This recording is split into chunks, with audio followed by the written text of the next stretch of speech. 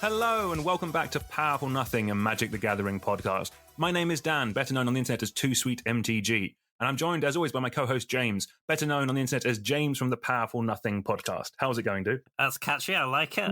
Yeah, pretty good. I finally thought of a good intro for you, so we'll start using that. But yeah, today we have our set review for the Universes Beyond Doctor Who. I'll be honest, this was not on my bingo card a couple of years ago, but always excited to get new cards. As always, time codes will be down below if you want to jump around. While you're there, please consider following or subscribing to get notified when the new episodes get released.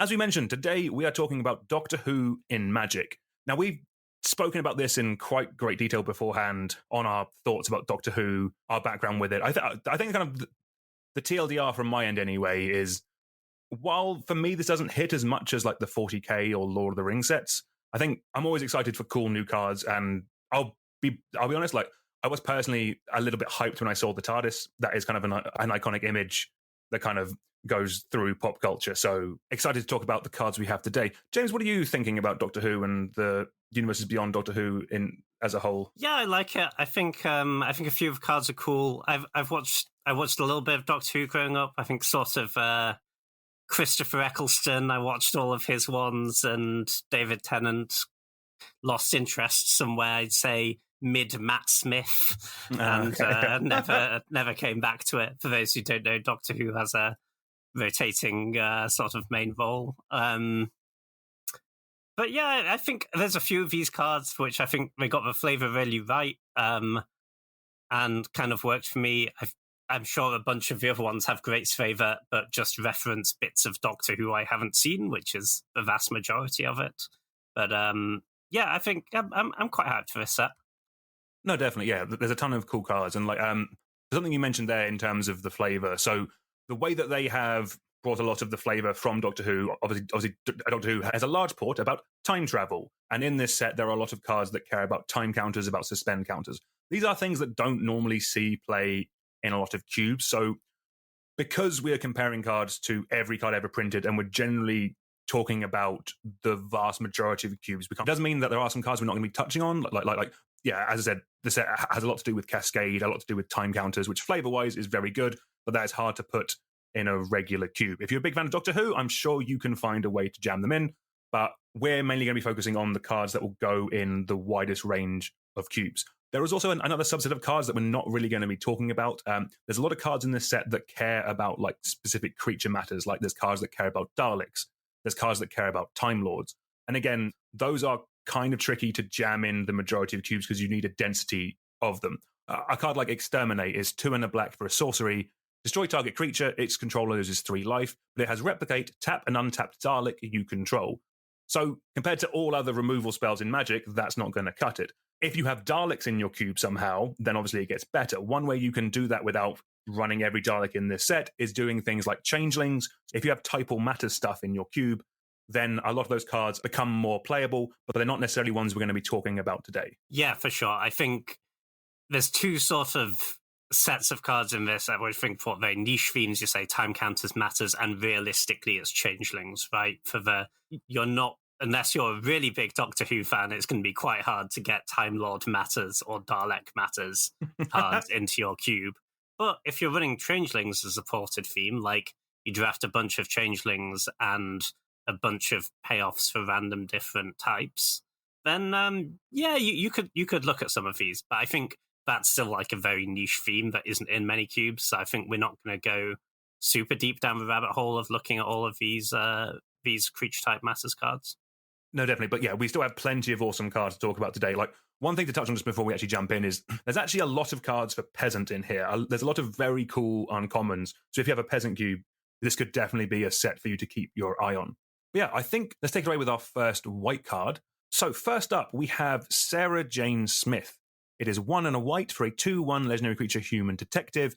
It has, whenever you cast a historic spell, Investigate, this ability triggers only once each turn. So just as a reminder, a historic spell is an artifact, a legendary, and a saga. It also has a Doctor's Companion mechanic, which only matters for Commander, so we're not going to mention when they have them from here on out.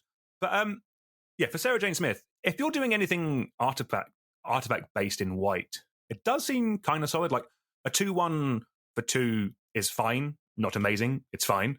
But if you're caring about going wide with artifacts, like I'm thinking like construct tokens, things like that, this could be decent. Like there is plenty. Like White is getting more of these effects recently. Kind of you have Ingenious Smith, which digs you through artifacts and then gets bigger. You have Digs like Engineer, which makes the construct tokens.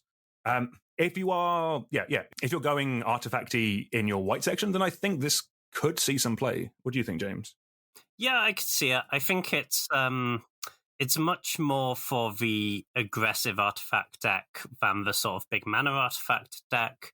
I think if you're the sort of artifact decks building around Tolarian Academy and whatnot, then this once per turn clause really starts hitting you pretty hard. Because then you're looking to have like one really big turn where you play a lot of spells, and this doesn't quite pay you for that. But if you have a lot of the stuff that just cares about numbers of artifacts in play, then this is like a 2-drop that attacks and blocks and will pile up some artifacts for you over the course of the game.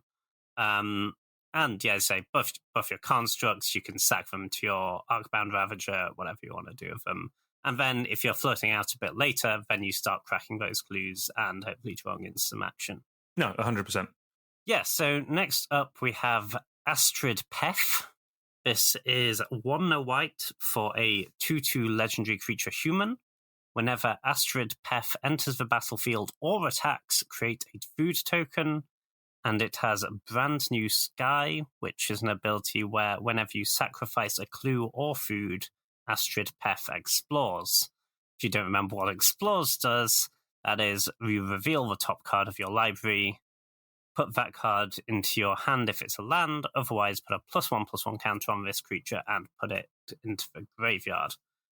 I think this is really strong, actually. For a building around clues or food deck, I think this is actually really good. And obviously that's not a theme that's in like most or even that many cubes, but I think we've got so much support for it recently that I think outside of sort of the most powerful cubes, that's probably a theme that will work if you want to include it. And I think, yeah, this is a really nice payoff. Like, coming down at just 2 mana, it starts racking up those foods really quickly without you needing to invest any more mana.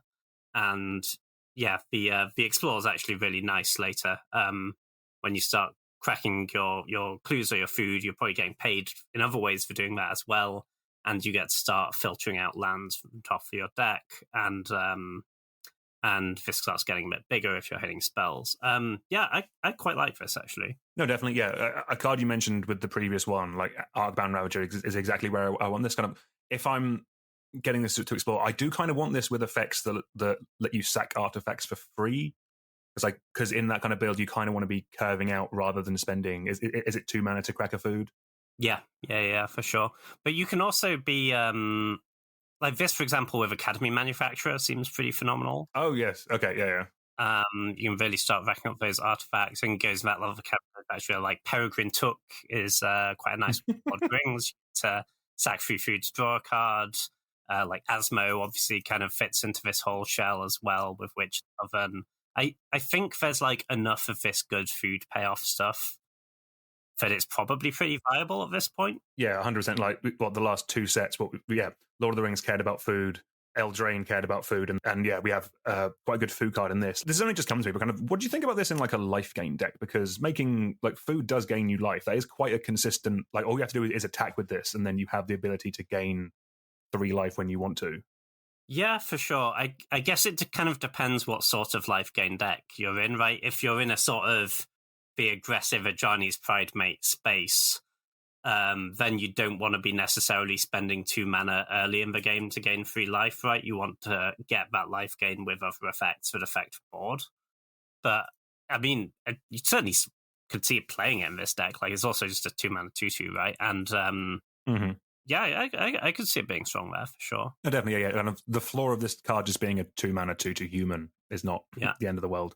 Yeah, and yeah, if you're in that sort of more grindy life gain deck, I guess, with and you're trying to kill them with Sanguine Bond or something, this seems pretty nice there as well. Nice, okay. All right, let's take a look at our next white card. Next up, we have Crack in Time.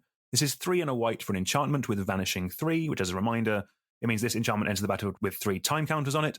At the beginning of your upkeep, remove a time counter from it. When the last is removed, sacrifice it. So, When Kraken time enters the battlefield and at the beginning of your pre-combat main phase, exile target creature an opponent controls until Crack of Time leaves the battlefield. So 4 mana is tricky in white, but the fact that this happens when it comes in and before you attack, so you get 2 of them the first time this comes in, means that this could actually be quite good in like a white aggressive deck. Kind of if you're removing 2 of your opponent's blockers, allowing your attack on turn 4 or turn 5, that's kind of what white wants from its 4-drops.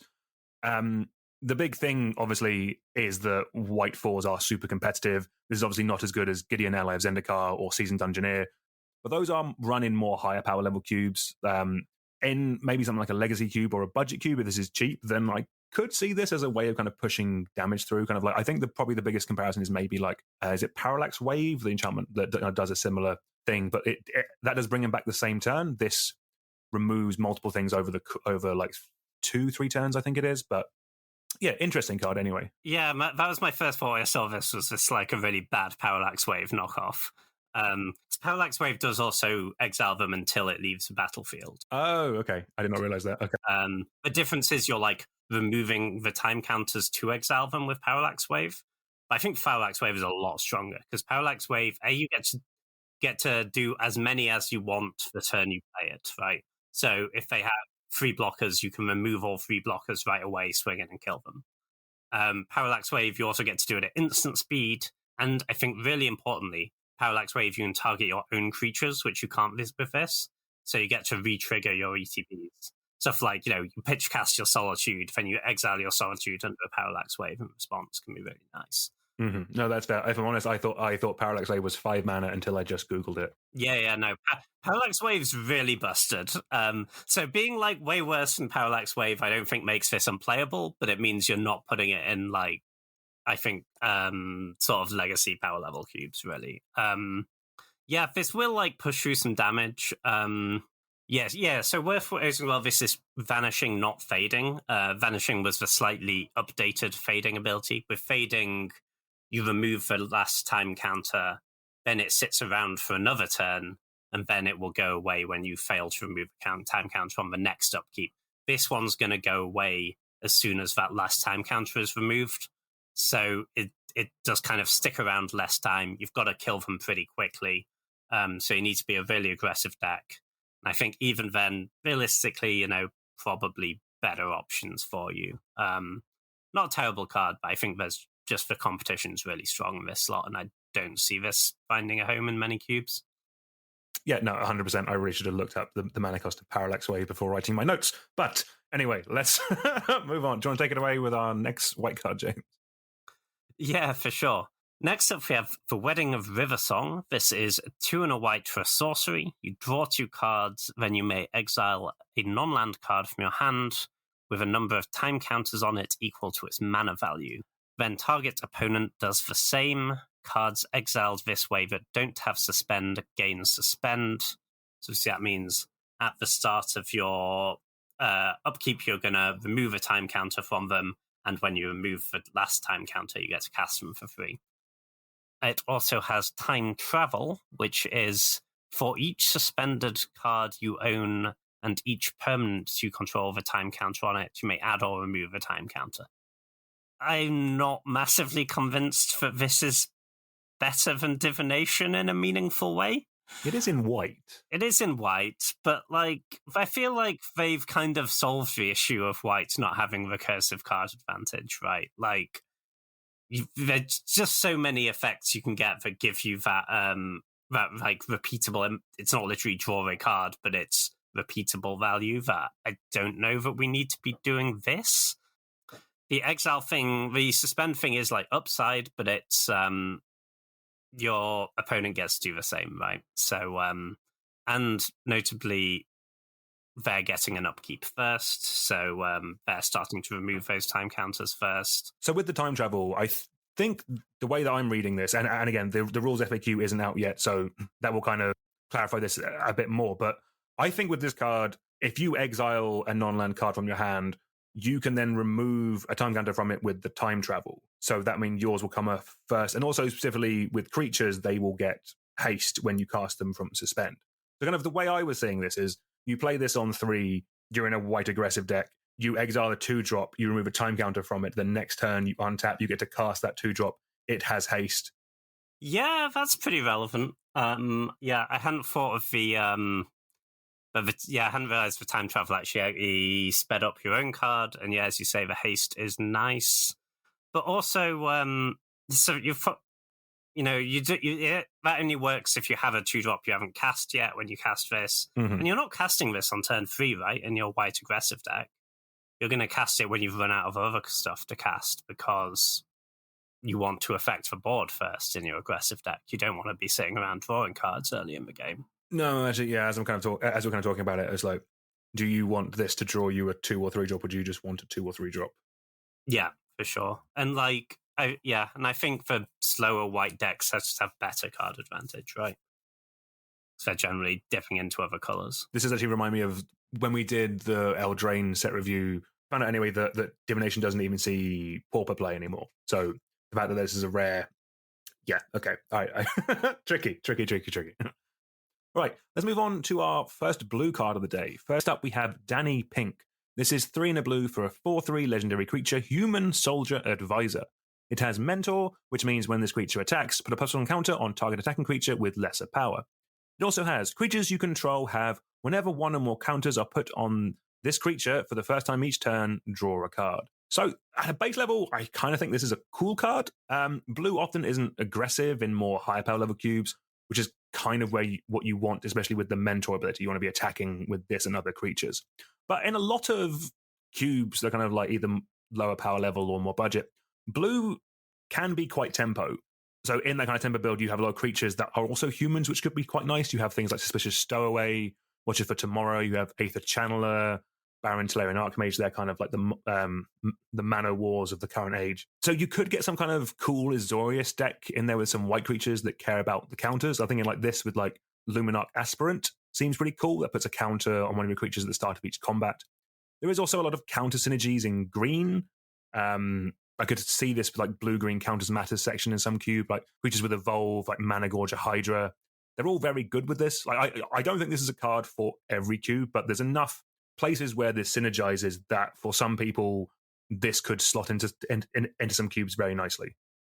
Yeah, I think this is a pretty interesting card. As you say, it's not like for the most high power level cubes, just because it's a 4-drop creature with 3 toughness, but generally isn't going to do anything the turn it enters play, right? I think the Luminarch Aspirant example is a great one, because that kind of breaks that because you get that counter off your Aspirant and you can draw a card right away. But in a lot of decks, you're not going to have those 3 ways to give counters. So you might be waiting a turn, either waiting for the Mentor or just another spell that adds counters to creatures. It's also worth noting it is gated on it doesn't trigger twice if you add multiple counters to the same creatures. Yeah. But it does trigger if you're adding multiple times if you add counters to multiple creatures. So stuff that gives counters to all your team, think like Archangel of Foon, things like Micaeus for Luminarch, they could really go nuts with this card. And that's pretty interesting. But obviously they're in your white +1/+1 counters deck, it's generally not blue that's for secondary color. But having said that, this is face splashable. It could be kind of interesting. So yeah, I think if you're in a cube where you can have that little bit more time, you can afford a card with a little bit of setup cost that maybe needs to stick around for a turn. And this is a lot of value, right? And it's also 4 power. I think this gets a lot better as well if you can find some way to give it evasion, because that Mentor ability is going to be quite hard to use on any sort of a built-out board, because 4/3s just trade down, right? As a rule, if you're just jamming them into your opponent's board. All right, do you want to take it away with a good pupper, James? Would love to. Next up, we have K9, spelled K-9, Mark 1. This is a single blue mana for a 1/1 legendary artifact creature robot dog. And it has a couple of abilities. It has negative, which is as long as K9 Mark 1 is untapped, other legendary creatures you control have ward 1. And it has affirmative, which is 1 blue, tap it, target legendary creature can't be blocked this turn. I don't think this card really has a home. I think aggressive Legends decks are definitely like something that have been pushed a lot more recently, like the Legendary Matters theme. But just blue is really not the home for that theme in general. And then you're looking at it as, okay, so it's a 1-mana artifact creature. Maybe it can go in a more Artifact Matters type Legendary deck. But if you don't have the other legends, this is literally just a 1/1 for 1. I don't really see the home for this. I don't know about you. No, I agree. I added this one to the list, like because of what you mentioned about the Legendary Matters. We are seeing that become more and more of a thing. But yeah, you completely nailed it on the head. Like we're seeing that in like Gruul and in Boris recently, and there's been some stuff previously in like Abzan. None of those colors currently have blue in, but it doesn't mean that there might not be something in the future. Legendary Matters is definitely a way that they're kind of going, or it's a design space they are looking at, like things that care about legendary creatures. Maybe in a world where we get to like a 5-color deck caring about legendary creatures, then potentially. But yeah, this one isn't for right now. One of the best things I have in my notes is that you can tinker with it. So that's kind of the base level is an artifact. It is an artifact that costs 1 mana. I will not dispute this. Yeah. No, fair play. Yeah. Interesting card, but yeah, potentially one for the future, but not necessarily right now. All right, next up, we have Reverse the Polarity. This is 1 blue for an instant. Choose one. Counter all other spells. Switch each creature's power and toughness until end of turn, or creatures can't be blocked this turn. So, generally speaking, I don't really like 3-mana counter spells anymore in Cube, like even some of the modal ones. And the double blue is quite hard. I'm not sure how relevant the counter all other spells is in 1-on-1. Like obviously in Commander, you can get in kind of a bit of a counter war with multiple players. Obviously there's Storm, but I don't think that's entirely where we are with this. The other options I do think are interesting, and I think they're interesting in that kind of tempo deck that I kind of talking about a bit earlier. In that, all these abilities I think are fine, but as a package, I do think it's playable if you're running blue tempo. So mucking up combat is very easy with this. You have control of when it's going to get cast. You can work towards it. Isn't necessarily something you're building your whole deck around, but it's something you can work out in combat how it's going to benefit you and muck up your opponents. And then the creatures can't be blocked this turn. It's definitely not overrun, but blue doesn't normally get that type of thing. I could see the bottom ability winning games. I think as a package, as three interesting spells, I could see this being played in like a lower power level cube that has like a blue tempo thing. That's kind of where I see this potentially having a home. Yeah, I think obviously having more modes on your spell is always great, right? But these second 2 modes really feel quite narrow to me.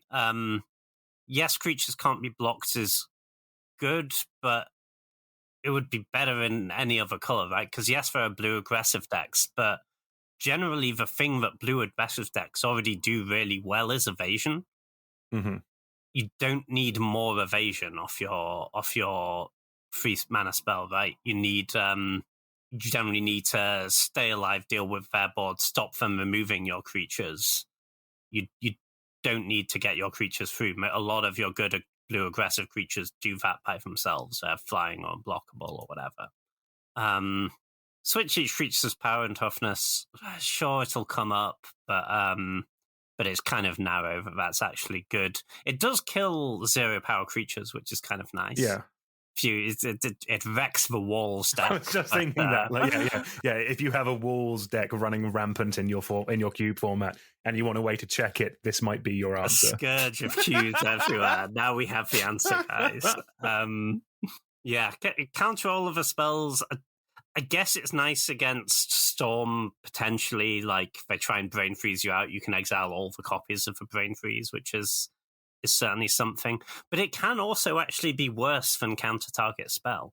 If you put a spell in the stack, they either counter it or play a removal spell or whatever in response. You can't force through your spell and counter back. It will counter your spell. Oh, that's very true. Yeah. Honestly, I think if you add up all this stuff, I'm not convinced that it's better than something like Sinister Sabotage, for example, the counter-target spell Surveil 1 for the same mana cost. Yeah, not quite there for me. And if you're looking for a modal 3-mana counterspell, I think Archmage's Charm is the best of them. I mean, it's slightly harder to cast, but that also divinations and mind controls things, which is a hell of a lot better than these modes. But the walls, James, the walls. Yeah, it does answer for wall menace. I'm not disputing this. All good. So next up we have Start the TARDIS. This is 1 blue for a sorcery.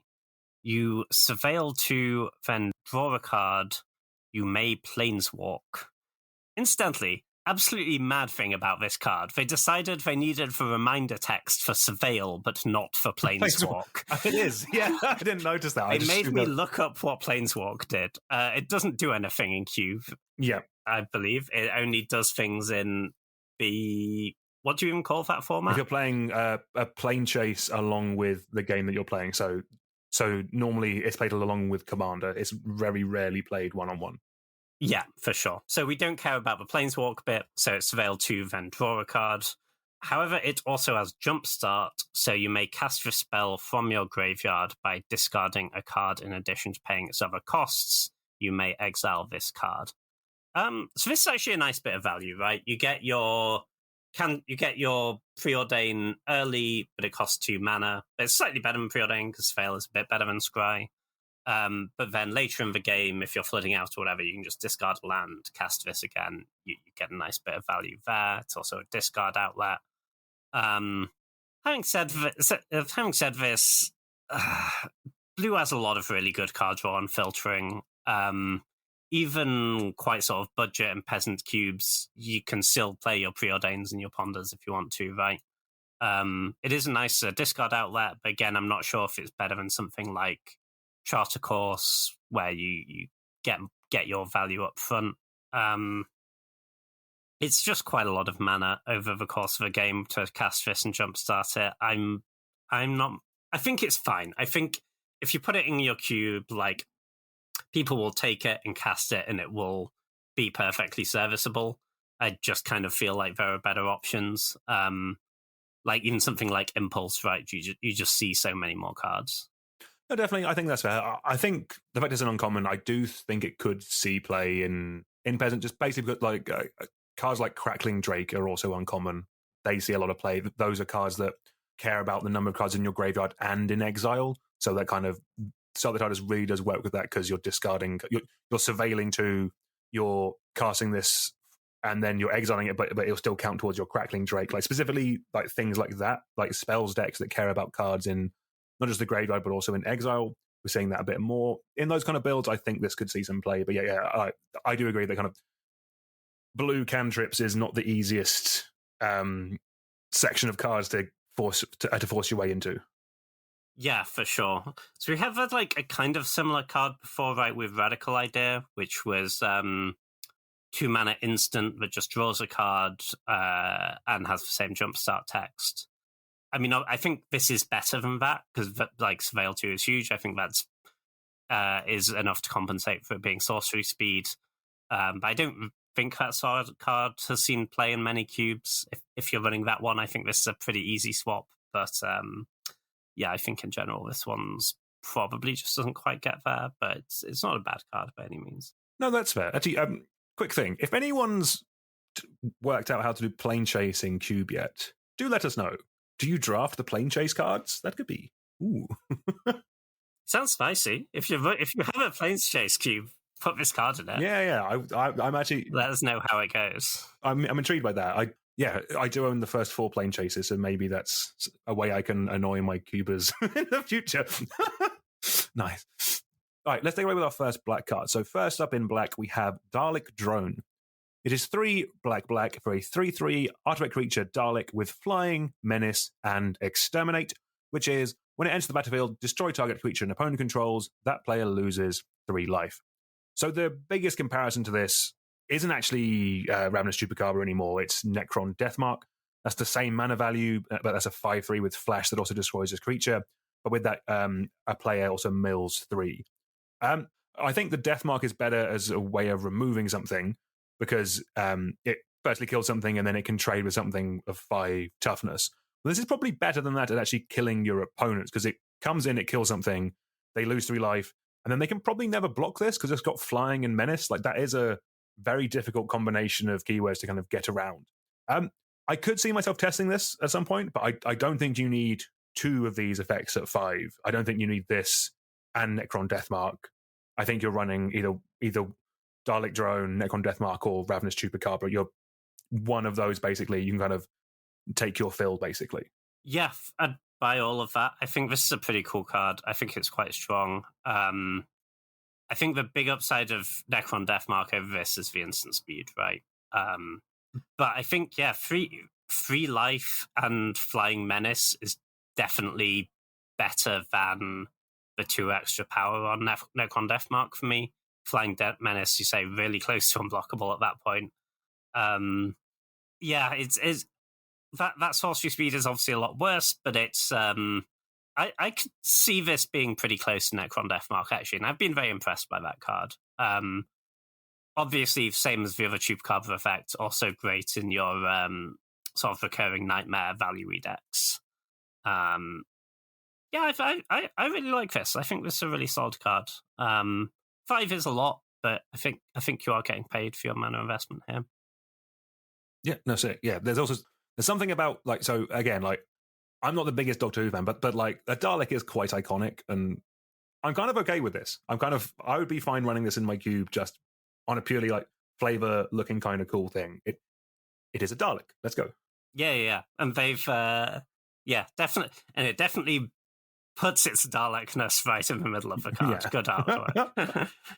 Next up, we have This Is How It Ends. It is 3 and a black for an instant. Target creature's owner shuffles it into their library. Then they face a villainous choice. They can either lose 5 life, or they shuffle another creature they own into their library. I kind of think this card sucks. Punisher effects are really not very good.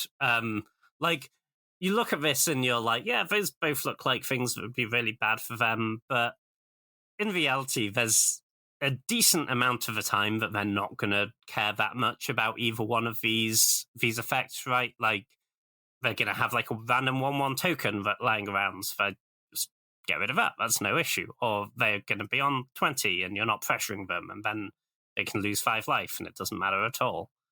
And 4 mana is just too much to spend for a removal spell at this point. I mean, you compare this to something like Murderous Rider, which I think is honestly being a bit power crept out of some cubes. And Murderous Rider, whole mana cheaper, hits Planeswalkers, gives you a creature on the backside, which is honestly probably better than this Punisher effect.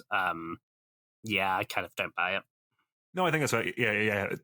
Specifically, this not hitting Planeswalkers makes it very tricky. Like, yeah, and the fact that a lot of the time the punishment effect is just an edict. Like, they get to choose. It's not destroy a creature and then they lose 5, or you get to destroy another creature. It's they get to pick, and generally making your opponent pick what outcome they want doesn't normally add up to a good card. Yeah, 100%. I'd be kind of interested if they were locked into either one of these choices, right? If it was kill a thing, they lose 5, I'm interested in that in an aggressive deck. If it was kill a thing, then edict them, I'm interested in that in a control deck. But giving them the choice is just so much worse. No, that's super interesting. Yeah, I completely see that, actually. Yeah, that makes a ton of sense. Cool, let's take it away with our first red card of the day. Next up, we have Dan Lewis. This is 1 and a red for a 2/2 legendary creature human. It has non-creature, non-equipment artifacts you control are equipment in addition to the other types, and have equipped creature gets +1/+0 and equip for 1. So, James, this is our obligatory Equipment Matters card of the set. Sorry for forcing this one upon you. I think it's cool. It's like, if you have cheap tokens like treasure and blood and food, that is quite a cool ability, being able to pay 1 to make your creatures have more power. The blowout potential for this is absolutely insane, because if this gets removed, everything gets dropped off. You spent all the mana equipping them. That's not great. If this buff toughness as well, I think that would be interesting enough to be worth testing. But the main comparison to this is a card called Bludgeon Brawl, which is a similar thing, but that only sees play in Judge's Tower, and that's probably where this belongs, would be my take for that. Yeah, I'd kind of agree. I think the deck where you would theoretically want this, right, is the deck where you're getting paid off for having your creatures be equipped or number of equipment. And in reality, those decks just don't have that many other non-creature, non-equipment artifacts lying around. And even if they have one or two, you're not even getting paid off by that much, right? They're still quite very low impact equipments. There are decks that can generate a bunch of those, like foods or whatever. They'll just be lying around, but this isn't the payoff those decks want for having a bunch of food. No, exactly. Sorry. Yeah, it was specifically because I couldn't find another Equipment Matters card in the set, so I needed to... And we need one. Yeah. We needed one to talk about, yeah. No, I heard that, yeah. Sorry, James. Next up, we have Iraxa, Empress of Mars. This is 2 red for a 5/4 legendary creature alien warrior at uncommon. It has Trample, Battle Cry, which is whenever this creature attacks, each other attacking creature gets +1/+0 until end of turn. And it has Paradox, which is whenever you cast a spell from anywhere other than your hand, create a 2/2 red alien warrior creature token. This, I think, is a pretty cool card. Probably its best home is Peasant Cube, because they tend to be really short on these powerful 4 and 5 mana creatures that can take over a game, and this can definitely do that. Firstly, it's really big. 5/4 Trample Battlecry is a very real threat in any sort of aggressive deck. When you have any sort of board, this is going to be buffing up your team, getting in for a ton of damage. If you can get a blocker out of the way and get multiple attacks through with this, and that's fantastic. It's also nice that because of the Trample, you can let them block and then remove the creature, so that it's going to be harder for them to line up blocks on multiple of your creatures. And the Paradox thing, I think, will trigger surprisingly often, even if you're not really trying that much. There's just a lot of cards that do this sort of stuff in red, for example, Chandra, Torture Defiance, you exile the top card, you can cast it. There's just a lot of those effects now in red. Things like Ren's Resolve go really nicely with this. That's for exile the top 2, and you can cast them until you end your next turn. Also, Flashback is obviously great with Snapcaster or whatever. Yeah, I'm pretty impressed with this card. I think definitely in Peasant Cube, this seems like a slam dunk, and even outside of that, I think it could find a home. Not in super high power level cubes, but I think in a decent chunk of them. No, 100%. You've got a list. You mentioned a fair ton of the ways of getting the Paradox to trigger, but there's one that I really love in Peasant, which and all cube actually, but Madness also triggers this as well. And there is quite a solid Rakdos Madness deck that you can build in Peasant, and the fact that as a baseline this is just good in any aggressive deck that's in red, and then also could be a cool card for, I'm not going to say niche anymore, but like that kind of Peasant Madness deck that runs cards like Azra Oddsmaker that rewards you when you discard cards.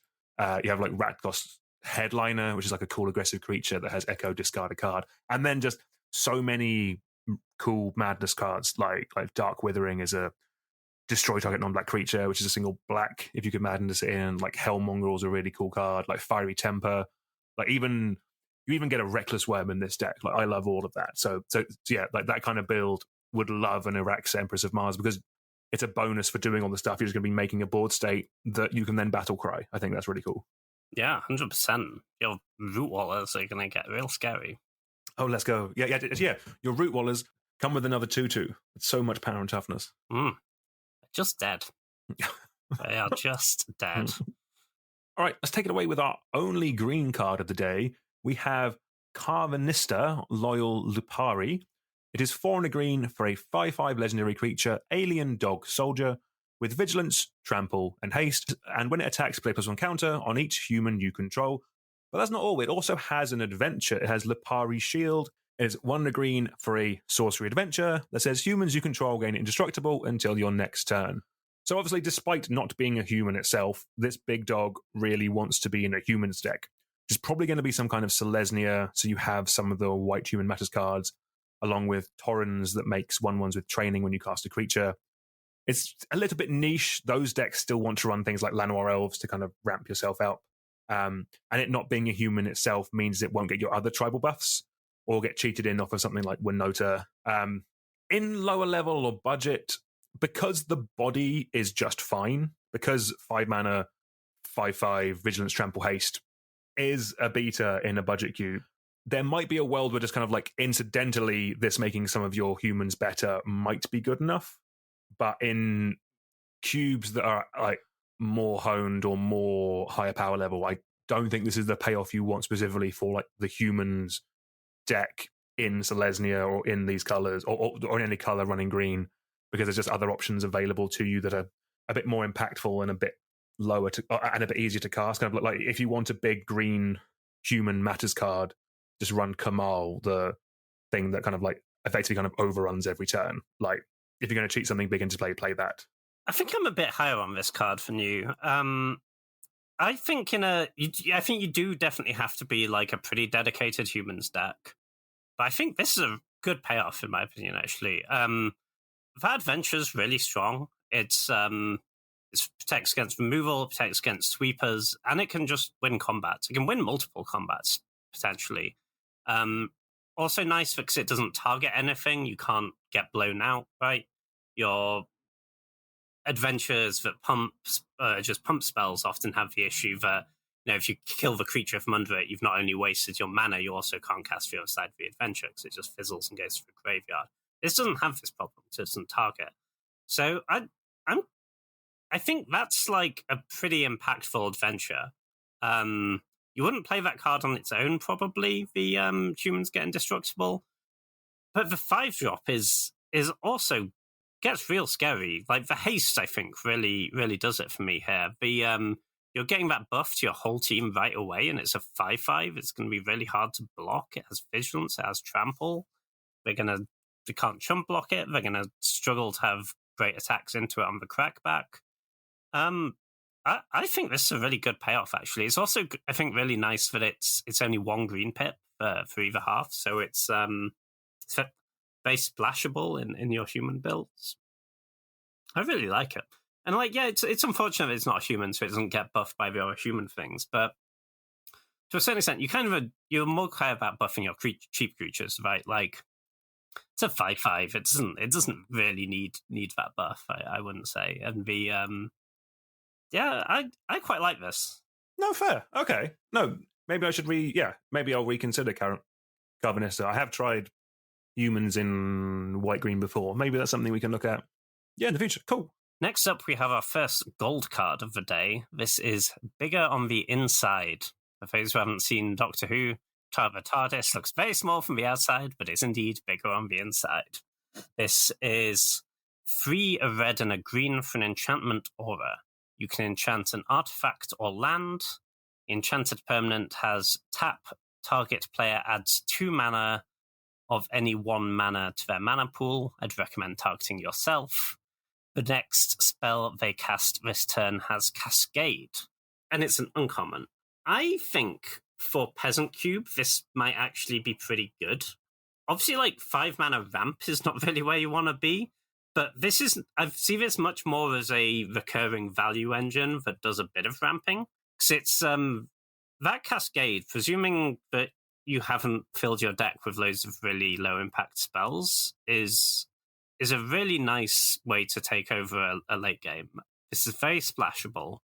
It's really nice for even if you play this, say, on turn 6, you can tap 5 lands, put it on your 1 untapped land. You can then cast a 2-drop, cascade into a 1-drop. And in Peasant Cubes, because you don't have Planeswalkers and the like, you don't really have those sort of repeating ways to get value a lot of the time that can sort of snowball and really take over a game. And I think this can potentially do that. It's also really, really splashable. Just 1 red and a green at 5 mana. I I think this could be pretty cool. In Peasant, like playing this fairly, I think is just very cool. Like, I mean, you could do the dream and obviously cast this, tap for mana, cast a Bloodbraid Elf or something like that, which you could quite feasibly be running in that deck. Another creature with Cascade lets you get double Cascade. Yeah, just cascading into more beaters is kind of value for Gruul that it kind of wants. Yeah, I could also kind of see this in a more controlling deck, right? Because this is so splashable. If you have a bunch of just like removal spells and cantrips and stuff, that actually seems great to me as well, right? Because it means you're cascading into your cheap cards are still cards that matter, in opposed to, you don't really want to cascade into mana dorks, but cascading into your Murder or your I don't know, Swords of Plowshares, Preordain, whatever. Sounds pretty good. So there is also a little bit of combo application with this. So like with a lot of cards, it combos with Staff of Domination. Staff of Domination isn't really a card that kind of sees a lot of cube play, but it does combo with other things. Like basically with that, you put it on, I guess it's an enchant artifact, you can put it on the Staff of Domination. Staff of Domination has, importantly, a single colorless activated ability of untap Staff of Domination. So with that, you can make infinite mana with this, infinite Cascade, and draw your whole deck as well, if you so choose. There is a Peasant combo with this as well, which I think is quite sweet. So Voltaic Construct is a creature, but it's an artifact specifically, and that means big on the inside can be put on it. That has 2 generic to untap target artifact creatures. So while you're not making mana, you are making infinite Cascade, and that's kind of cool. I'm kind of here for that. Yeah. That is pretty spicy. Yeah. I like that. On the sort of lower end of the, we'll call this a synergy rather than a combo, but it also goes really nicely with Arbor Elf, the dog where you can tap it to untap a forest. You just put this on your forest, you're that's cool. doubling up your mana generation, and you get multiple cascades. Seems like a pretty nice one. Although I did say literally less than 60 seconds ago that we should try not to cascade into mana dogs, but there you go. But yeah, actually, yeah, having like twiddle effects ways of untapping stuff could be quite cool. Like, but yeah, no, Staff of Domination for infinite mana and for Cascade definitely sounds cool. That's definitely going to be a commander interaction that we're going to be facing at some point soon, I think. But that's quite cool. Oh, I look forward to it. All right, next up we have the Cyber Controller. It is X blue black for a 3/3 legendary artifact creature, Cyberman. It has, when it enters the battlefield, each opponent mills X cards. Put all creature cards milled this way onto the battlefield face down under your control. They're 2/2 Cyberman artifact creatures. It also has other artifact creatures you control get +1/+1. So, I'm not sure if I'm correct with this take, but I think the fact that I'm okay in certain decks running a lot of artifacts, that I'm kind of okay just paying 3 mana for this. As a base level, I think that might be good enough. I think generally Dimir wants this effect more than some of the other ones we've seen recently. They've had like white printed with them. I think there was an Urza that did something similar to this potentially in a recent set, but that was white blue. I think blue black is more a traditional home for artifacts and artifact creatures in cube. So I think this color wants it a bit more. If you pump a load of mana into this, you could win the game, or you could get nothing depending on your matchup. Like if you're playing it against an aggro opponent, I think you put a lot of mana into this, you could get a lot of creatures, they're more likely to have them. If you're doing it up against a control opponent, you're probably not getting anything, and you're probably a bit sad about that. But fortunately, you will probably know that before you cast them. Like, if your opponent's gone like mountain, goblin guide, then you're kind of, you're going to, you know they're aggressive. If they haven't done anything and have a lot of blue mana open, you're probably not going to get any creatures off this. So you do get to choose how much mana you put into this. You don't have to go ham straight away. Obviously, this is better in an artifact deck where that static pump is good, and obviously you can then spend more mana to put the more mana into it to try and to build yourself a bit of a board. I have a question for you, actually, James. How do you like this in just a regular Dimir control deck, where you're not really playing many artifacts, but you're just using this as a way of building a big board and killing someone? I don't love this if you don't care about the static pump. Okay. Beyond, obviously, you're pumping the creatures you generate. The main reason is I just the matchup dependency thing. Yeah, that's fair. Cube is not like regular booster draft where everyone's like, you should have like 12 to 15 creatures in all of your decks. It's not that uncommon to see a cube deck with like 4 creatures, and then in your regular Dimir deck, unless you think you can generate so much mana you can mill your opponent out, this is not going to do very much for you. I think you do want to care about that static buff, which means you want to be like reasonably aggressive going wide-ish with other artifacts, which is definitely a strategy that can work. I think the mana cost does hurt it in that regard, with just blue, black as the base mana cost means there's going to be a decent chunk of games where you can't cast this on turn 3 when you want to.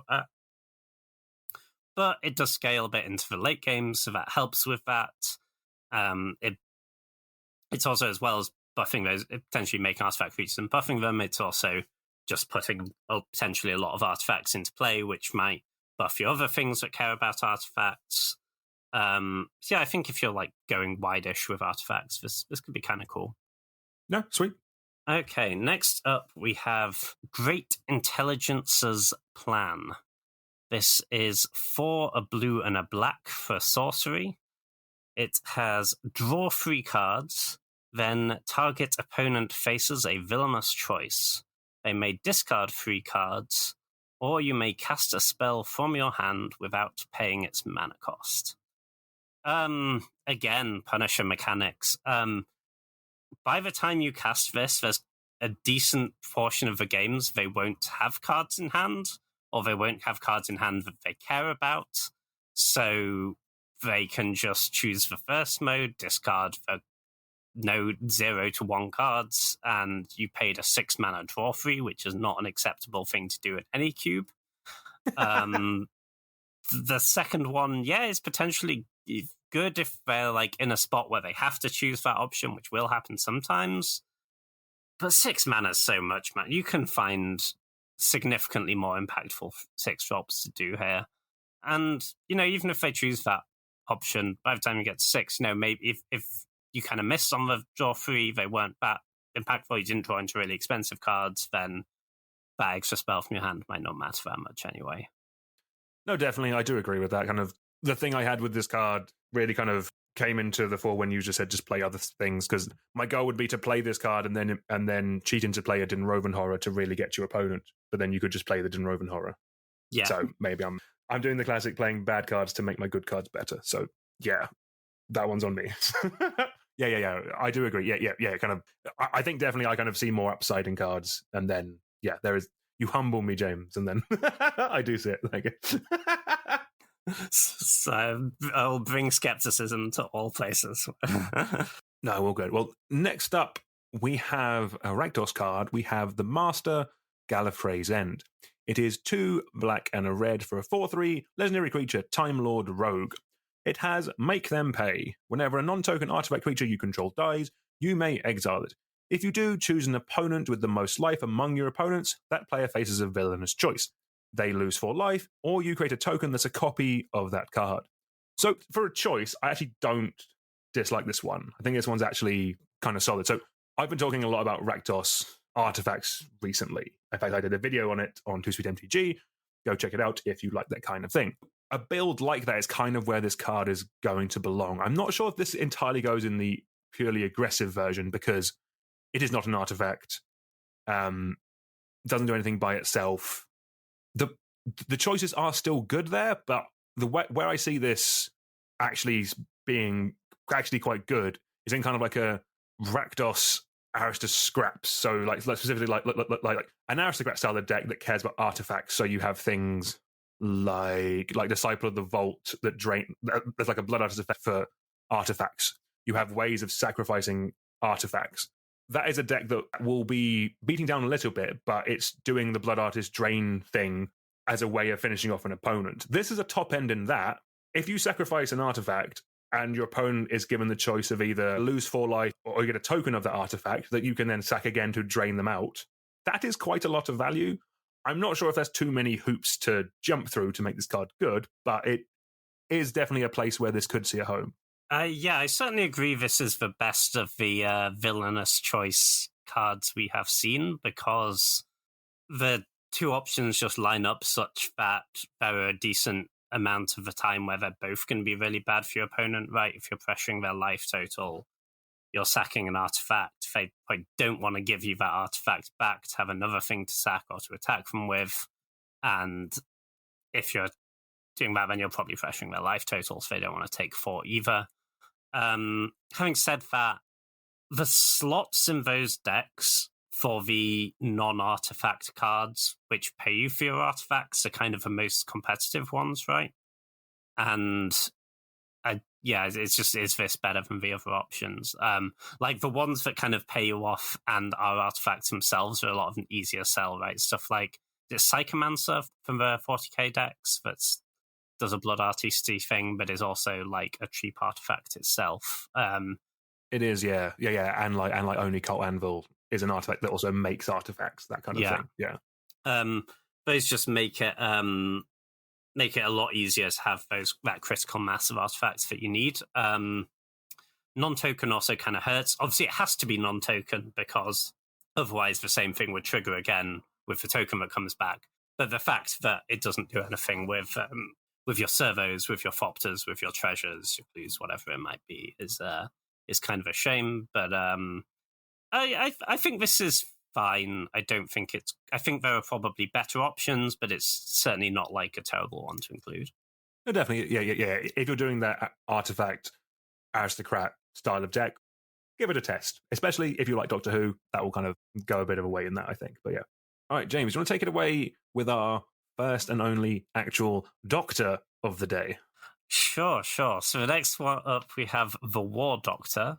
This is 2 a red and a white for a 3/5 legendary creature Time Lord Doctor. It has whenever one or more other permanents phase out, and whenever one or more other cards are put into exile from anywhere, put a time counter on the War Doctor. And whenever the War Doctor attacks, it deals damage equal to the number of time counters on it to any target. If a creature dealt damage this way would die, exile it instead. Like, this does do some cool stuff. You can definitely stack up those counters. There's a few ways to do that. So you can exile from the battlefield, right? I think like blink effects are interesting for this. They generally go into exile and then come back, so that'll trigger this. But it's also whenever cards put into exile from anywhere. So if they get exiled from a graveyard with like Delve. Ooh, Delve is nice. Or even something like Relic of Progenitus, like exiles 1 card at a time repeatedly. So that can really stack up the counters on this. Agatha's Soul Cauldron from the recent set does a similar thing and has some other pretty interesting applications. And it's nice that this can go face, right? So it means if you do stack up loads and loads of counters, you're potentially not just killing a creature, you're killing your opponent. Having said that, it's like a 4-mana creature where you've got to attack with it to do its thing. And it's not always going to do the thing, right? Mm-hmm. Especially not the first time you attack. It'll often take a couple of turns to get there. And I kind of feel like, if I'm playing my 4-drop that has to attack to do a thing, I need it to always do the thing when it attacks, right? Because that's already kind of situational, that you actually have to have a good attack as well. Obviously, this kind of helps that a bit, because it can potentially remove something. But I kind of feel like this is maybe a bit too much setup costs, but definitely a cool card, and I wouldn't fault anyone for trying it. No, definitely, yeah. Kind of what you said about setup costs is exactly where I am with this, because like the other way to obviously do it is like with exile removal, but those are drafted super highly. You're not guaranteed to get them because everyone in white kind of wants those. I do think that once this gets its first counter on it, it does get very good, because you can ping one of their blockers and they can't block with it. Otherwise, this could kill it, and then it'll get another counter. So I think this does. If you can get that first counter on it, I do think it will snowball very quickly. But just the hoops of doing that, because it's not really baked into the card at all. The fact you need another card to get the ball rolling with this, I think, makes it really tricky. Because effectively, then it's a 2-card combo that doesn't win you the game. So why am I doing it? Yeah, and even with just 1 counter as well, right? Like, there'll be boards where that's really good, but also if the board's built out a bit, often that's not going to be enough to enable attack, right? You'll ping one thing and they can have like multiple other creatures potentially that can just jump in the way of this. Because for 4-drop, like 3/5 is not amazing stat. It is probably the most playable Time Lord or it's the most playable Doctor in the whole set for Cube. So if you specifically want a Doctor, then this could be your one. I wouldn't begrudge anyone doing it, but yeah, having read some of the other Doctors, this is the Doctor to go for in Cube. I'm not disputing that. Oh, very cool. All right, next up we have Weeping Angel. This is 1 blue and a black for a 2/2 artifact creature alien angel with flash, first strike, vigilance, and whenever an opponent casts a creature spell, Weeping Angel isn't a creature until end of turn. And if Weeping Angel would deal combat damage to a creature, prevent that damage, and that creature's owner shuffles it into their library. So I'm going to be honest, it wasn't until about 2 minutes before we started recording that I realized this doesn't have flying. That does hurt it a bit. I will start my notes as originally intended. Best card in the set, I don't think it's close. I still think this is probably the best card in the set, but losing the flying does hurt it a little bit because where I liked this card specifically is so fairly. I think this card is just very good. We'll get onto that in a minute. But kind of like what I really liked about this card, and it will still do it, but this really does answer basically anything on the ground because it doesn't have flying that someone's cheating into play. If someone's spending their turn reanimating something, spending like their channel or something in that comes in on the ground, this is a fantastic answer to it because it'll put it back into their deck. That combination of first strike and then when it deals combat damage, shuffle it into their library is really strong against people who are using multiple resources to cheat something into play early, like this. And the fact that it has to deal damage in its first strike does mean it gets around things like indestructible. Like this will shuffle a Blightsteel Colossus back into their deck. It'll shuffle like an Ulamog back into their deck. That is the kind of thing. Like that is very, very strong. Just fairly, playing this, like it's not something that your opponent really wants to be blocking at all because this is better death touch. Obviously, if they have first strike, then it gets then you're kind of staring at each other. But a lot of the time, you're just going to be able to swing through with this unopposed every turn. It has vigilance. The ability that makes it not become a creature until end of turn is a downside, but it's still interesting. Like so it'll mean it might dodge some removal. It means it dodges creature removal, like removal on creatures, which is interesting. But kind of importantly, it means your opponent, if they want to get rid of this, is playing their spell on their first main phase, which is nothing. Like having them use their mana before combat is interesting. So you have more information for the rest of their turn if you're going to be a reactive deck, which you're probably going to be if you're in Dimir and you're playing this card. There is also the situations where they don't have a creature to play and then they just can't really attack because this has first strike and better death touch. I'm still super high on this card. What do you think, James? Yeah, I really like this card. First of all, I think they nailed the flavour. I'm sure I already said because this was the era of Doctor Who that I watched, but this was actually these were quite a cool nemesis in Doctor Who. I actually looked up the first episode they appear in is called Blink in like sometime mid David Tennant, I think, but absolutely great episode. That was what like the Doctor Who episode I remembered as being great. If you want to go and check out Doctor Who, you can definitely just dip in for an episode, and that's one I'd recommend. They nailed the flavour. The joke with Weeping Angels is they can only move when no one's looking at them. So if you cast a creature spell, they're not a creature until end of turn. They become statues, is the idea. But yeah, as a magic card, I think this is pretty strong. But against someone's cheating as player, that's certainly an upside. But I think primarily I see this like against just aggressive decks that want to attack you on the ground.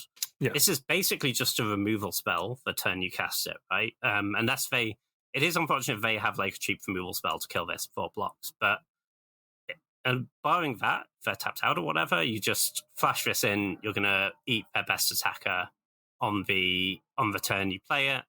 It doesn't matter if it has trample or anything, they're not going to deal any damage. It's going to shuffle right back into their deck. That's already really good. And you have this creature left around that can attack pretty much unopposed. This is really bad to block. And the vigilance means that you can keep chipping in for that damage and have this creature up to block. Obviously, if they have a creature, they can stop you blocking it for a turn. But often, they're going to run out of. Hopefully, they're going to run out of creatures to cast before you're dead, and when they don't have a creature to cast, unless they're like killing you by going around this, it's going to be really tough for them to attack into it. I think that adds up to a really strong card, actually. Few downsides. I think the becoming a non-creature when they cast a creature spell, it definitely does matter, right? I think that is a pretty significant downside, because it means you can't, it just doesn't just like block them indefinitely, right? They're really snowbally draws. This is going to function as kind of just a removal spell, right? If they're casting creatures every turn. But yeah, when they run out of cast, it's going to be really strong, and it's going to be a problem for them. It is worth noting, so when we say this is better Death Touch, I think it's different. Yeah, probably better Death Touch most of the time. I think the main downside to it is it doesn't work as Death Touch does if they're double blocking it. So when you block a creature, when you double block a creature, you have to assign lethal damage to the first creature before you can assign any damage to the next creature, right? And Death Touch gets around this because 1 damage is lethal damage. So if you blocked a 2/2 Death Touch with 2 creatures, you can assign 1 damage to each and kill both. If you block this with 2 2/2s, say, because 1 damage is not technically lethal damage, you'd have to assign 2 damage to the first creature, and then the second 2/2 would be able to kill the Weeping Angel. But it is, yeah, I mean, but I think that's not a huge downside. It's just something to be aware of when playing the card. But yeah, I think overall, I think this is really quite strong. Also an artifact, which is nice. Like, it's like you can weld this in their attack step, right? Is pretty cool. No, that is pretty sweet. I'm just frantically searching if there's any way to give it flying and Death Touch. There is not an equipment that does it. Damn. But yeah, no, I really like this card. This is one I've actually already pre-ordered because I wanted to give it a test. I think this card's going to be really cool. Would be better with flying, but I guess you can't have everything. Yeah, makes sense. Okay, so next up we have our first artifact. This is Ace's Baseball Bat. It is 2 generic mana for a legendary artifact equipment. Equipped creature gets +3/+0. As long as equipped creature is attacking, it also has first strike and must be blocked by a Dalek if able.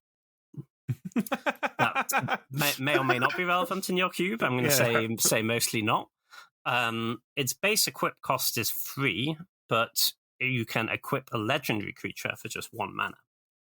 So listen, if this was 2 to play, 1 to equip for this equipment, that would be really strong. But it's just hard to have that density of legends in your deck, right? I think that kind of does make this basically a legends payoff, because equip 3 is just like not acceptable for this deck. Because for this sort of equipment to be good, you need to be mostly going to want to be moving it multiple times, right? And that gets really taxing at equip 3. But at equip 1, it's really nice because you can get in your attack. It's going to be very hard to eat creature in combat with +3/+0 and first strike. And then you can potentially like move the equipment onto something else to block with as well, which is pretty good if you have those multiple legends sitting around. Once we're into the realm of legendary payoff specifically, I mean, this certainly isn't like top tier, I don't think, but I think it's fine. Like this is a pushed card if you have that real density, like 10+ legendary creatures.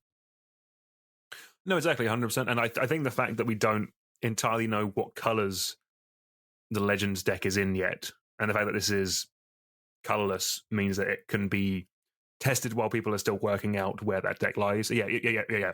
I'm only seeing this as a payoff just for a Legendary Matters deck. If you have it, then I think it's good, and I think it's probably worth a test. Like at the moment, the Legendary Matters deck is more kind of like more revolving around combat. It's more kind of like you get value when like you have like Eowyn, which gives legendary creatures protection from the color of a creature you've exiled. You have like Pippin, which draws you a card, I think, if you attack with a legendary creature. There's another one that kind of like buffs up or your legendaries. I think that's a Gruul one. Kind of like currently the Legendary Matters deck that's kind of brewing is more combat based, so creatures are attacking more. So if that's kind of the way it's going to continue to go, then I think Ace's Baseball Bat could potentially see a place in there. That whole deck hasn't really come together yet. but it is something that kind of they're just going to keep printing more legendary creatures. Eventually, we will get to a point where a lot of cube is legendary, and there will be a deck there. And yeah, this could be a very solid card in that. Yeah, 100%. I think they've pushed this theme consistently, right, in the last sort of year, 2 years, and generally when they keep pushing a theme that much, eventually it does become good in cube. And I think we're probably close to, if not at that point. No, yeah, 100%. From one legendary equipment to a legendary vehicle, next we have Bessie the Doctor's Roadster. It is 2 generic mana for a 3/4 legendary artifact vehicle. It has haste, and whenever it attacks, another target legendary creature can't be blocked this turn. It has crew 2. So, at a base level, so take out the attack ability, just 2 mana to effectively upgrade one of your creatures, upgrade one of your 2 power creatures to become a 3/4. It's kind of fine. It can attack the turn it comes in. This could be another card for that legendary matters deck. Making the creature not be able to be blocked is quite nice. Those decks currently, as we talked, are aggressive. They are combat based. That is an upside to this card. I don't think you need the legendary matters stuff dedicated to run this card. I think it's just a perfectly fine vehicle. Vehicles are generally good when they're cheap to cast and the crew cost is cheap. Specifically, the crew cost is cheap is normally the main one. And the fact that this has haste means that you could, in theory, play a 2/1 on turn 1, play this on turn 2, equip it, and you're swinging in for 3. That's not that bad. I don't mind that. I think that's okay.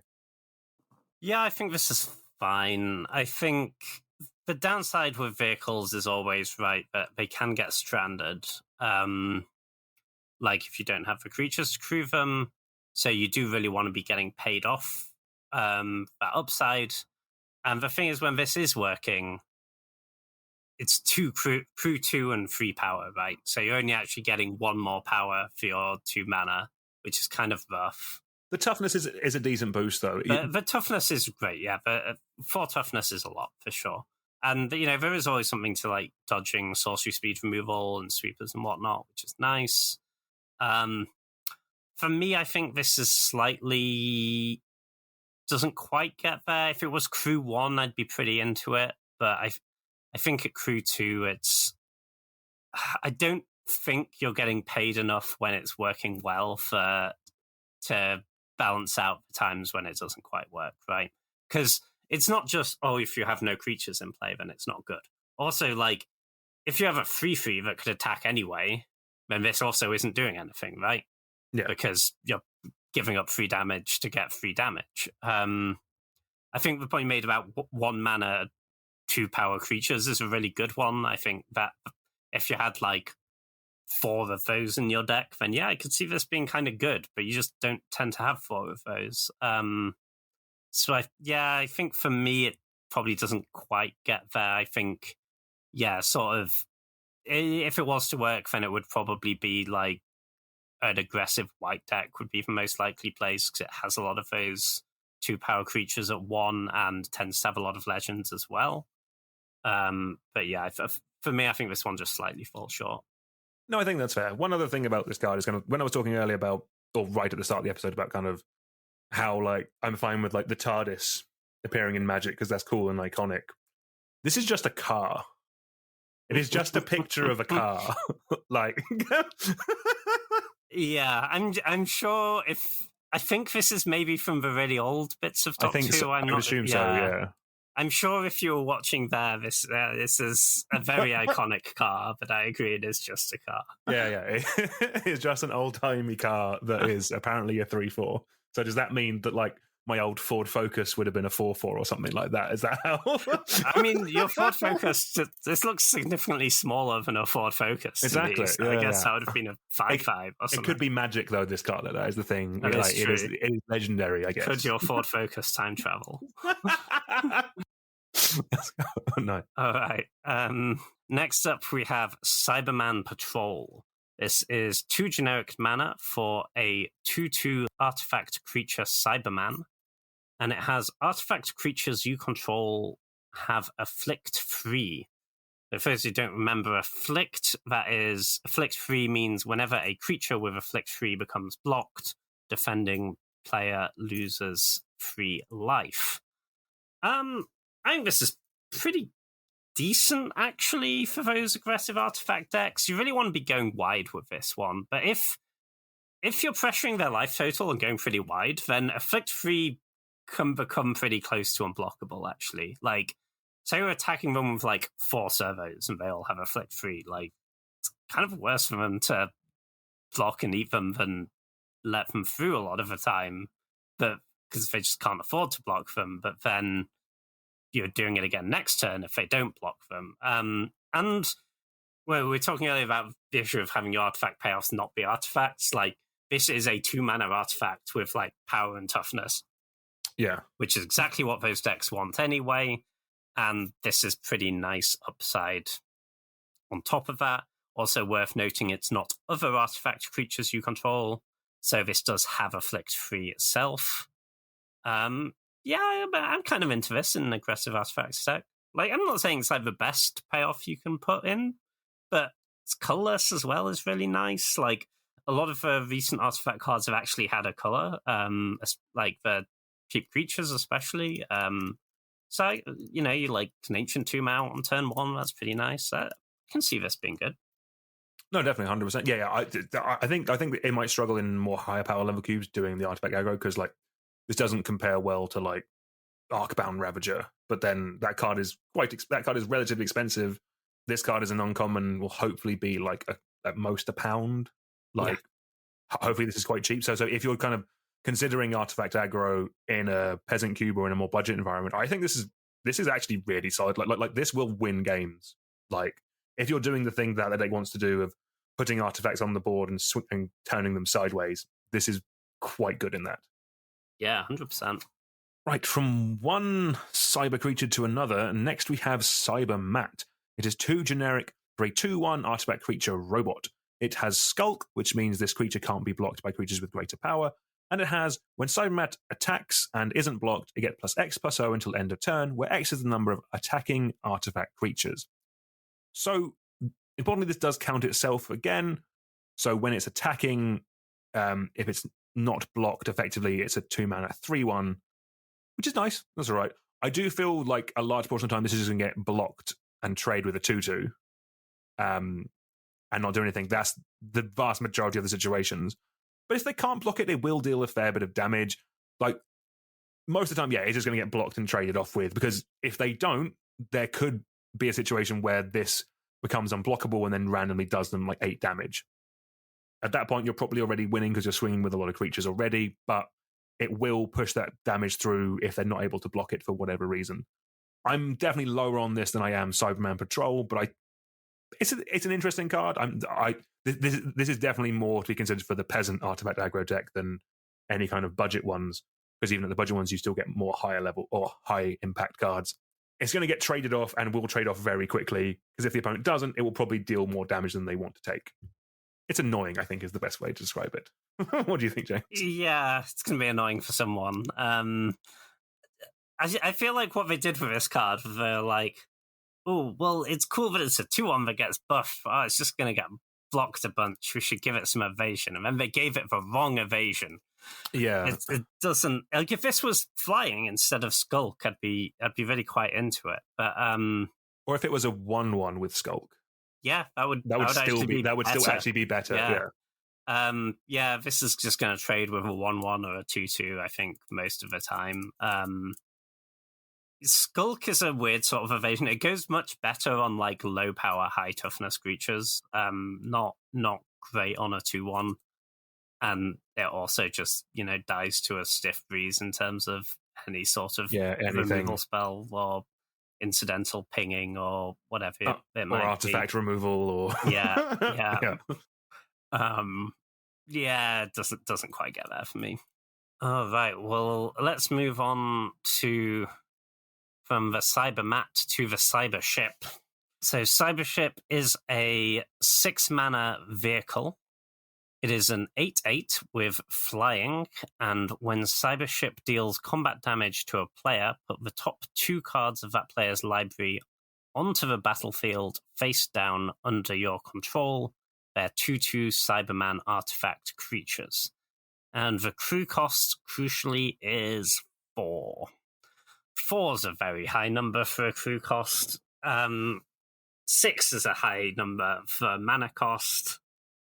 It is very impactful. 8/8 flying is obviously huge. If you can connect with it, you're going to start getting some value.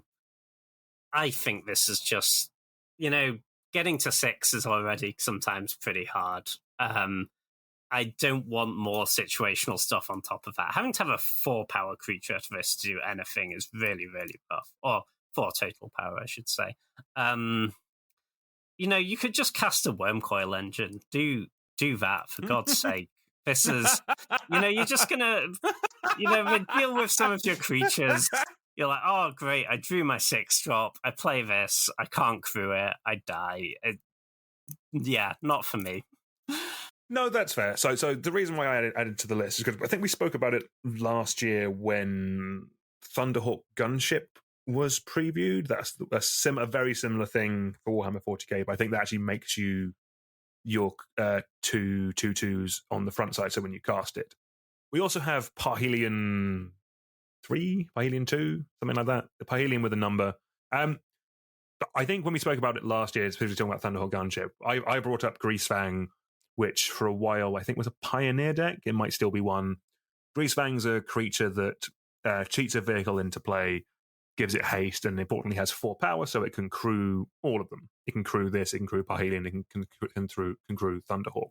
I'm going to ask you the same thing I asked you last year, James. So obviously this is not in the highest power level cubes. This is more in like a cool synergy cube where people are trying things out. Could there be a big vehicle cheat deck where kind of like the big artifacts you're cheating into play are vehicles, and you use something like Greasefang to do that? Do you think that's possible? Do you think that would be any good? I think it's like cool kind of niche as a deck.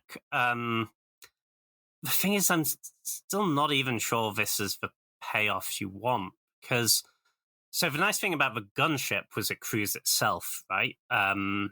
It gives you those 2/2/2s to crew with. The same thing with a Seeker's Chariot, right? Which is a vehicle which already sees play just as a good card on its own. This doesn't do that, so you have to crew it. Greasefang does crew this, so that's certainly nice, and Greasefang returning this is definitely a strong play. But it's not unbeatable. It's like Parhelion is pretty much unbeatable. If you get a hit in with your Parhelion and you get 2 angels along with it, which stick around, which 2 4/4 flyers. So even if they can deal with the Parhelion, they're still just going to die to your 4/4 flyers. This one, yeah, you're hitting them for 8, but they can beat your 2/2/2s, right? If they can kill this. Also with Parhelion, you get the trigger on attacks, and so you're getting to hit with the 2 4/4s immediately because they come in attacking. Yeah. And it means that if they have a random 1/1 flyer to chump block with, you're not denied the trigger. Whereas this, you have to actually connect to get the trigger. So it's it's Bibles get blocked or whatever. I think this one's just a bit weak. No, I think that's fair. Kind of is the missing part of that deck not necessarily the big dumb vehicle you're going to cheat into play? It's the Greasefang redundancy. Is that more the issue with it? Right, exactly. And things like the gunship, because it crews itself, it also works with something like a Goblin Welder, right? Or a Trash for Treasure to get back, which this doesn't, because that's not going to give you creatures to crew with. You'd have to play another creature to crew with, and at that point you're going from like cool thing you can set up to just like wait too many hoops to jump through. No, definitely fair. Yeah. I can see the Cybership not making it, but yeah, I do think that was an interesting. Yeah, no, I think that is like an interesting deck which could potentially exist with like a couple more pieces. I don't think this is the one. No, makes sense. All good. Well, from one vehicle to a slightly more iconic vehicle, next we're talking about the TARDIS. Ooh, it's all in capitals. I do like that. The TARDIS probably stands for something, doesn't it? Yes, I couldn't tell you what, but I think it maybe does. I'm sure it's long and unwieldy. Time and relative dimensions in space. Top of my head, no Google involved at all. The TARDIS is 2 generic mana for a 2/4 artifact vehicle. with flying, and whenever it attacks, if you control a Time Lord, the next spell you cast this turn has Cascade, and you may Planeswalk. It has Crew too. So this is also an uncommon. Oddly quite restrained for a card like this. But I'm assuming that's because they wanted to put it on in all the Commander decks. But yeah, it's another card for Peasant. It's basically a repeatable jump for 2-power creatures. Gives aggro a bit of reach. Obviously, if you have shapeshifters, it gets better. They count as Time Lords, as we mentioned. Power level wise, I think this is fine, not fantastic, but I would not begrudge anyone in their Peasant Cube running this if they thought it was cool. I kind of think it's cool. So I think that's a good reason to run this. Yeah, it's cool. It's iconic. It's not an embarrassing card. Yeah, if you have shapeshifters, it's actually quite strong. But as we discussed up top, most cubes don't. I think just playing it on the fair, I don't think you would play this card without the it's cool factor and the or shapeshifter synergies. I think just crew 2-power. 2/4 flyer is nice. It's also cool that it blocks well. But I think but it doesn't quite get there. It's just a card on its own. But it's cool and iconic, and that's worth something. Yeah, that's definitely worth points. Yeah. At some point, I have a couple of two-birds that I'm currently tinkering with. Like one is like a conspiracy multiplayer one, and one is kind of like a type all matters with like morphs and cool stuff like that. So maybe there's something I'll look at in the future. In that it's something like that. The TARDIS could be cool, but completely agree with. Yeah, and if you have this elusive plane chase cube, then it's another great one. I mean, because you can actually maybe put some Time Lords in that cube. Yeah. I assume. I am actually thinking content about that. Yeah, that might be something I look at some point in the future. Yeah, do it. Cool. Right, do you want to take it away with our last card of the day, James? Yeah, so last up, we have Ominous Cemetery. This is our only land that we're reviewing today. It is a land that taps for colorless mana, and you can pay 5 and tap it, exile Ominous Cemetery, target creature's owner shuffles it into their library. This is cool. It's obviously colorless lands you can't put in every deck without really hurting your mana base, but they do go well in monocolored decks generally because, if you're playing mono white, you don't actually need 16 white sources off your 16 lands, and often one of the upsides of going monocolored is, you can make space for some colorless utility lands. If you're a monocolored aggressive deck, which monocolored tends to be aggressive but isn't always aggressive, this probably doesn't beat out stuff like Mishra's Factory and Mutavault because they're just doing what you want to be doing anyway, which is attacking for a lot less mana investment than this. Then maybe a more, if you end up in one of those, if you just really get there on blue, for example, and you end up like mono blue, you've got some space in your mana base, you can fit something like this in. And this is a good effect late in the game, right? You can just cash in your land for a removal spell is pretty strong. It's not an efficient play. It's basically 6 mana, right? Because you're tapping your land as well. But when your lands get to do relevant things in the late game, that's pretty good upside. So yeah, not a bad one to include for sure.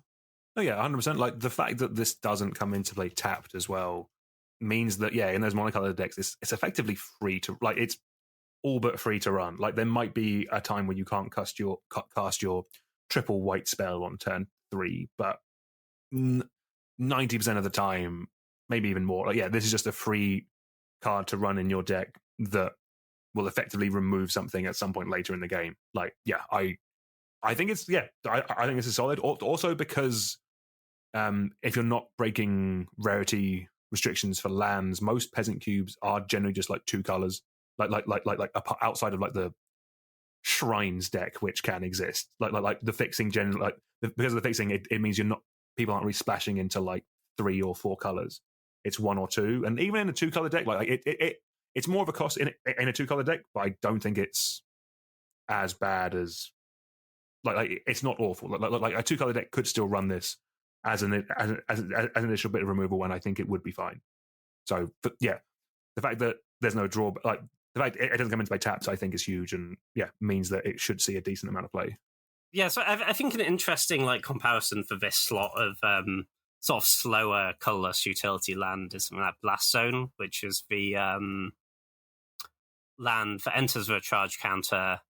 You can pay mana and tap it to put charge counters on it. So you pay XX, tap, put X charge counters on it. And you can pay 3 and sack it to destroy each permanent with mana value equals for charge counters. I think they're kind of situationally better or worse, right? Obviously, Blast Zone really good against a bunch of small stuff. This is way more efficient. If you need to kill a 5-drop, it's really so much mana to get Blast Zone leveled up for 5. You need to do it over multiple turns. Whereas this, you can just pay your 5 mana and tap it and kill anything, which is pretty nice. I guess also potentially if you were in the real late game value space, you could start recurring this with Crucible and blowing up a whole bunch of stuff. I actually quite like that. Yeah, just a clean and easy 6 mana return, kill your thing. Yeah, to be fair, if you have ways of bringing it back, that is a lot of late game redundancy. Yeah, your opponent after a time isn't going to have much to do. Exactly. Running 6 just turns into +1 kill anything with a small mana investment of 5. Yeah, great. Right, so that's all the cards that we're going to talk about. But before we get everyone out of here, as a tradition, me and James are going to go through our favourite or our top 5 cards from Universes Beyond Doctor Who that we think are going to see either the most Q play or just cards that we generally like and think are cool. James, do you want to take it away with your number 5? Yeah, so number 5, I've gone for Dalek Drone. This is the 5 mana 3/3 flying menace that kills something and domes your opponent for free. This seems like a really nice Chupacabra variant. We've seen with Necron Deathmark that the aggressive version of Ravenous Chupacabra can be really good. That leaves a big body behind. I think the jury's probably out on which one is better, but I can definitely see a lot of upsides for this. And kind of going off how strong Necron Deathmark's been, I think this could be a pretty strong card and even some fairly high-powered cubes. No, 100%. Yeah, I do like the Dalek Drone. I think it's cool. My number 5, I've gone for the Cyber Controller. I think I've ranked this slightly higher because it's the kind of decks I like playing. Turns out I like artifact beatdown decks. Something I've discovered recently, and this seems like a solid include in that. And I think it could have some upside and some play in some other types of decks. But just play this, buff up your other artifacts, and turn them sideways is kind of what I'm about. So, I like that one. I mean, you do have started winning a lot of your cube drafts with them. I know. Maybe that's why I like it. Yeah. Winning is fun, it turns out. Yep.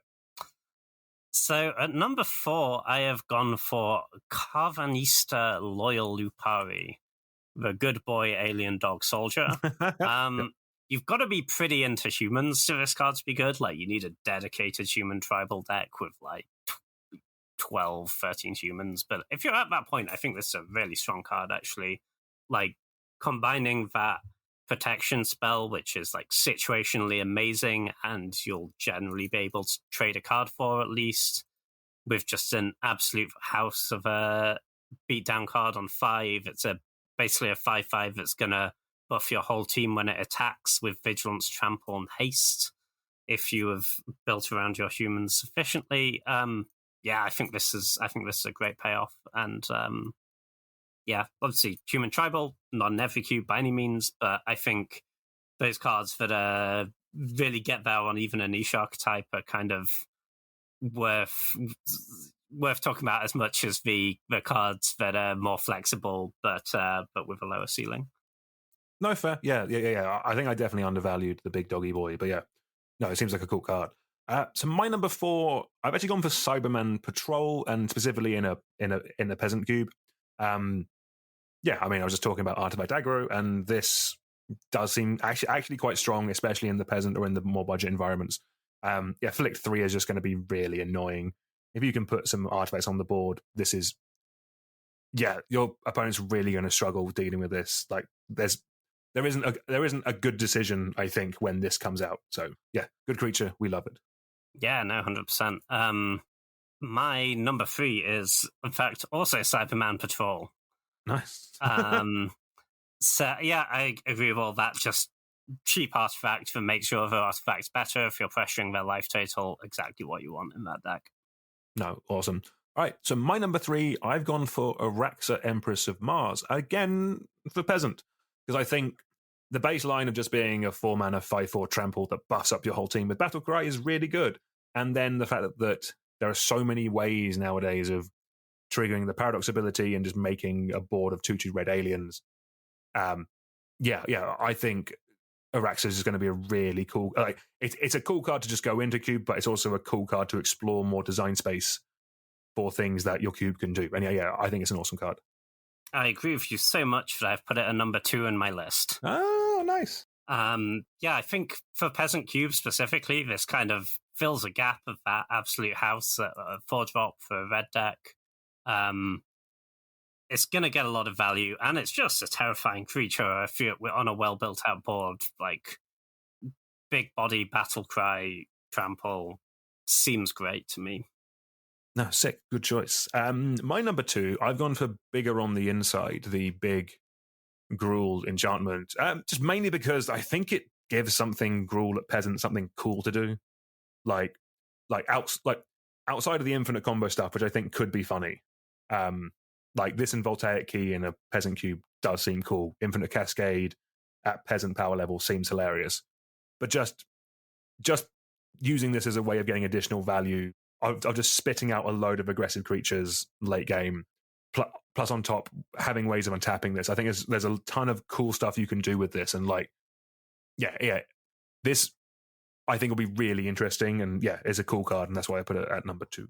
Yeah, no, I like that card a lot for sure. It's also great that, if you put it on a land, it's really hard to kill a land in most cubes. Yeah. So it's, unless we have enchantment removal, it's quite hard to remove. So my number 1, I have gone for the Weeping Angel. I think this has a bunch of interesting applications, especially against aggressive decks. I think that being able to weld it in and out sounds cool. I'm kind of into a bunch of the stuff this card's doing. Seems like you're going to eat a creature on the way in most of the time, and then it's going to continue to be really annoying for your opponent. Yep, despite the fact it annoys me it doesn't have flying. Weeping Angel is also my number 1, for all the reasons that you said. There's just so many, this is kind of what Dimir wants in a creature, in so many different cubes. It's an annoying blocker for your opponent's creatures, and it's also an artifact which goes a long way in a lot of Dimir sections. And this can this will get through for more damage than I think either of us are kind of really thinking about. It's just gonna, the opponent can't really block it. It either gets removed or it kills them. I think basically it's how it's going to work. 100%. Right, fantastic. So that brings us to the end of our episode. That was The Universe is Beyond Doctor Who. James, what do you think about the set as a whole, now we've kind of had some time to go through it? I think there's some cool stuff in here. I'd say, so obviously this kind of the analogous product to the 40k Commander decks we got last year. This is significantly less impactful for Cube. That one was actually very impactful in the end. I think just because the themes a lot of this set is built around don't translate into Cube, like Time Lords matter, suspend counters and whatnot, whereas the 40k decks were building around having a lot of artifacts. It turns out there are significantly more artifacts in Magic than there are Time Lords, so artifact matters better than Time Lord matters. But I think the set has some very cool cards anyway. I think especially at Peasant and slightly low power level cubes, I think one interesting thing these Commander decks let them do is put some really powerful cards that they probably wouldn't print at uncommon in a regular draft format. To put those uncommon in this format in a Commander deck, because basically rarity doesn't matter, and it means they get into those Peasant cubes, which is definitely a nice thing. No, exactly. 100%. I think Peasant was definitely actually the biggest winner from this set. Actually, there's a ton of cool, interesting build around cards, and just a ton of just raw power level, actually good cards. So yeah, awesome. Yeah, we love a bit of Doctor Who on the Powerful Nothing podcast. But James, yeah, thank you as always, man. Pleasure. Yeah, always a pleasure to come on and chat magic. We'll be back soon. Fantastic. And just leaves me to thank you all very much for watching and listening. Please like, share, subscribe. I still haven't looked up what happens on podcasts. Follow, subscribe, 5-star review is my guess. I do listen to podcasts, I swear. Leave your favorite positive affirmation or negative if you really want to, but we would not encourage it. No. Any engagement is good engagement for the algorithm, James. We love it. All engagement. Okay. Leave your feedback of all forms in all platforms. Yes, thank you very much. But yeah, until next time, we'll see you all soon. Goodbye.